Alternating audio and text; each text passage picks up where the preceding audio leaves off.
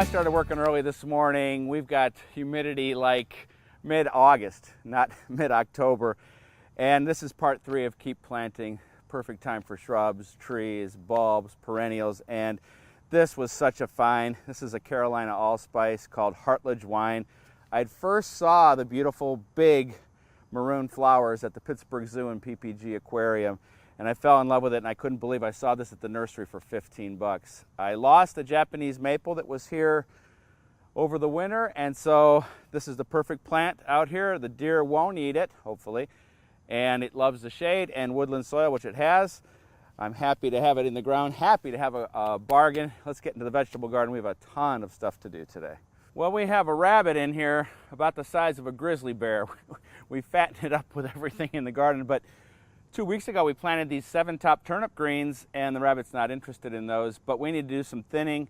Whenever I'm planting greens nowadays, I'm always using the entire packet. I don't want another half packet, and so these thinnings are called microgreens, and they're highly nutritious and very sweet and very tender, and we need to give these greens some room to grow, and so we're going to take these, and that whole thing is going to go into the salad. And it just has this fresh, wonderful flavor. Your kids will never know it's in there. Joey, you just ate a turnip. We'll thin now, and then we'll have to thin again, I'm sure. But you won't believe how many of these little microgreens we'll get. And these things go for like $25 a pound in the strip. So look at all those little greens. All I need to do is rinse them off, and they'll be in today's salad. All right, best job is coming up next, planting garlic. Well, you know how much I love garlic. This is the start of the garlic planting season. We can start now and go all the way into November, but today is the perfect day, and filming day is the new moon. We call that the dark of the moon, and that's when you plant root crops. You have to start with the right type of garlic. I've got this from a local nursery. This is one called Chestnut Red, one that I absolutely love. You can't use the stuff out of the store. It might not be hardy, and it might be treated with something that'll stop it from sprouting. So we get our good garlic, and all we do is split it up. We will plant the biggest cloves. Bigger the clove, the bigger the head. One little clove will become a head by next year. And we're putting them in about 3 inches down, 6 inches apart in good soil. You see that good compost there? That's all there is to it. And then we're going to give it a nice blanket of straw. Next year, we get the garlic greens. When the crocuses come up, we get the scape, which is the seed head. Then we get the bulbs in July. And after July, we'll put something else in here. All right, let's get them in the ground.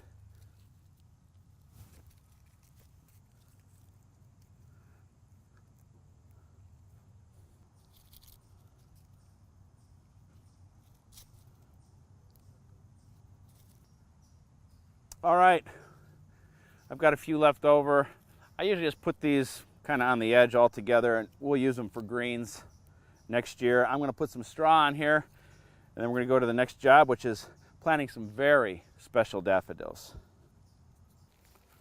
You cannot skip this step. A nice blanket of straw can be the difference between big bulbs, little bulbs, or maybe no bulbs, depending on the winter.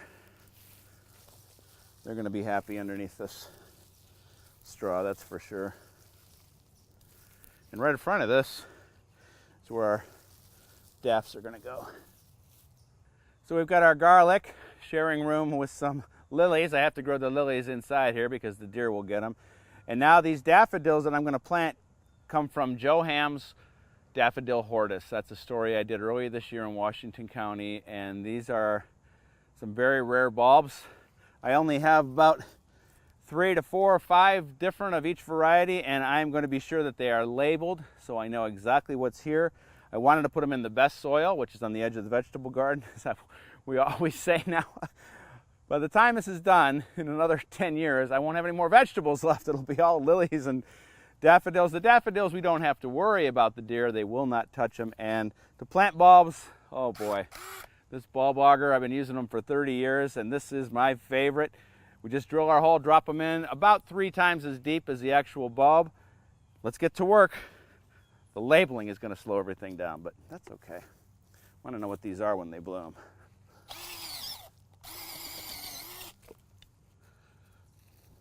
This one's going to have 2 flowers, 2 noses, 1, 2.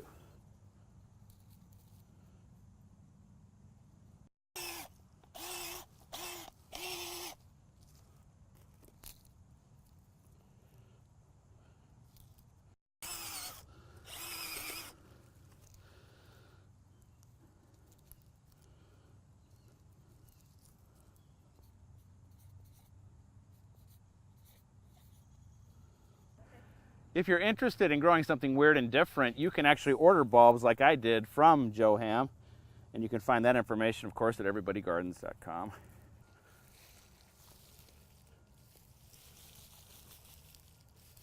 This is just the start of bulb planting season. I'm going to plant a lot more garlic, a lot more daffodils, and many, many other bulbs all the way up until the ground freezes. I'm excited about this bed. You're going to have your garlic, your daffodils, then your lilies. It's going to be awesome. And even though I've got all these daffodils labeled with those big green labels, I'm going to, in my garden journal, write down these names and where they are, just in case something happens over the winter where I lose these or they get knocked over or pushed out, whatever happens. Now, check me out online. That's where you can find lots of other great gardening information and become a member of my Seed of the Month Club. Until next week, I got to plant the rest of these daffodils and I might pick some peppers. We'll see. See you then.